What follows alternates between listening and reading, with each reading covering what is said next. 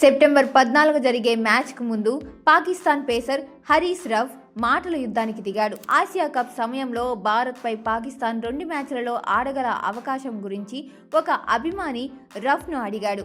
ఏమాత్రం సంకోచించకుండా అతను 2 మ్యాచ్లు మావే, ఇన్షా అల్లాహ్ అని బదులిచ్చాడు.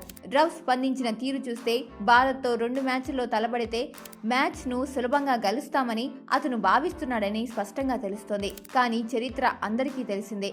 గత కొన్ని పెద్ద టోర్నమెంట్లలో పాకిస్తాన్ పరిస్థితి చాలా దారుణంగా ఉంది. ప్రతి సందర్భంలోనూ జట్టు అవమానానికి గురైంది. ఇటువంటి పరిస్థితిలో భారతదేశంపై హరీస్ రఫ్ ఆత్మవిశ్వాసం కాదు, ఆట తీరు ఫలితాన్ని నిర్ణయిస్తుంది. బంగ్లాదేశ్ జట్టుపై ఇటీవల నిరాశపరిచిన సిరీస్ ఓటమి తర్వాత ఈ టోర్నమెంట్లోకి పాక్ ప్రవేశిస్తోంది. దీని కారణంగా వారి నైతికత తక్కువగా ఉంది. మరోవైపు భారత జట్టు శుభ్మన్ గిల్, సూర్యకుమార్ యాదవ్, హార్దిక్ పాండ్యా, జస్ప్రీత్ బుమ్రా, కుల్దీప్ యాదవ్ వంటి స్టార్లతో కూడిన బలమైన జట్టుతో వస్తోంది.